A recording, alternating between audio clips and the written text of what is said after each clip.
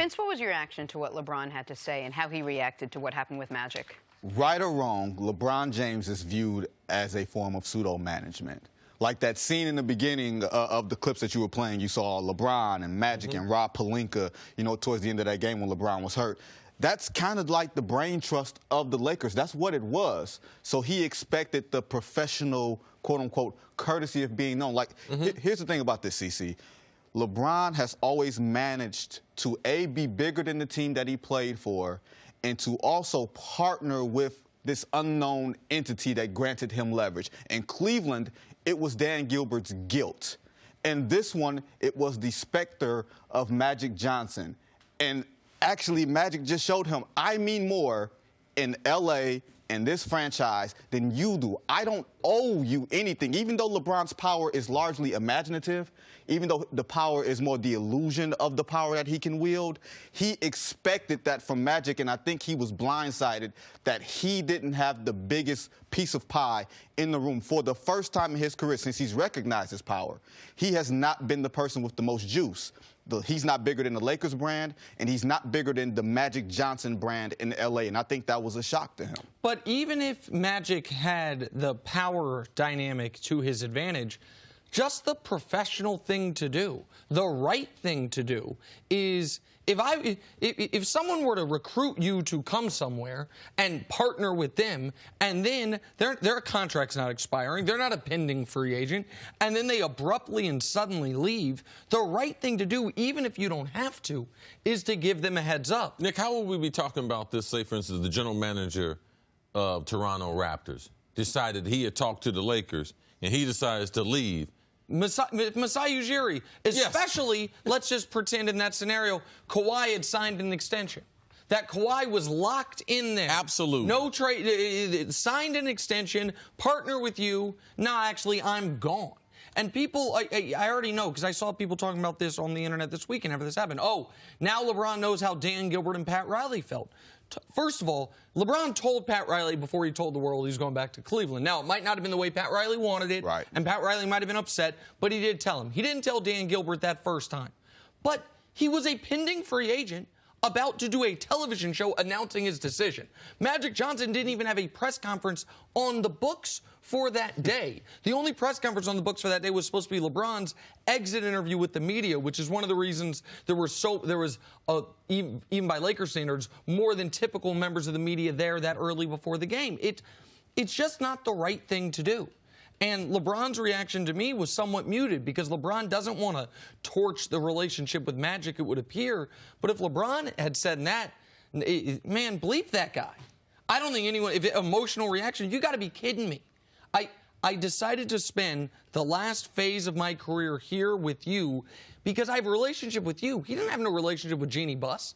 He didn't have a relationship with Rob Pelinka. You don't think he was going to come to the Lakers anyway? I think, well, I think he probably was. Go ahead, Vincent. Oh, okay, here's my thing. Let's say LeBron has the benefit of hindsight. He's completely clairvoyant.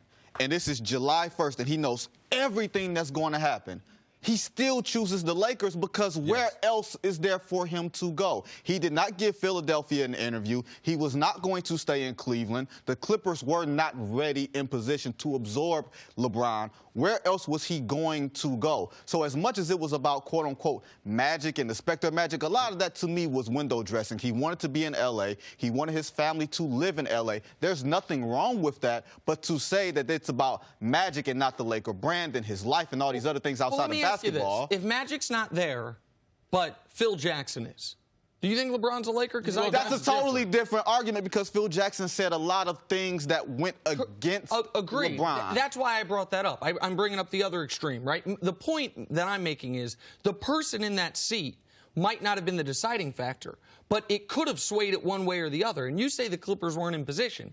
If LeBron looked at the Lakers and said, that's not a tenable situation, but I want to go to Los Angeles, the Clippers could have traded Tobias Harris earlier than they did. They could have put themselves in position if that's where he wanted to go. I do think LeBron was going to go to the Lakers no matter who the coach was, almost assuredly whoever the GM was, but that doesn't change things. With respect to Cris, Fox offers me this show. I'm taking it no matter who the partner is, right? I'm thrilled it's Cris. I'm so happy that's what it was. But even with that being the case, if Cris decides, you know what, I'm out, He owes me a phone call. He doesn't owe me an explanation, but he owes me a heads up. And that is, when you are partners like that, and you can speak to this part better than I can see, there is also another element of, it's not just boss employee, it's not just GM player. It's all-time great athlete, all-time great athlete. Yes. And there's a special relationship there. That's what got him the only meeting. It's from respect, and it's also from your brand, what you're doing on and off the court, and you're the most respected Laker of all time. When they put Magic in position and the Lakers begin manipulating, trading people out, when Magic traded D'Angelo Russell, when they started getting their money right, they were getting right for LeBron. I don't think Magic and LeBron ever had a great relationship, but I do think that they had respect. And the respect was Magic wasn't going to get yo-yoed in free agency. LeBron told him to show up, gave him the address. He showed up the front door. LeBron let him off the hook. But to me, seeing Magic, since not telling the ownership that he was going to resign, and since then having a meeting that he tweeted with Jenny Buss and still hadn't talked to LeBron, to me they didn't have no relationship.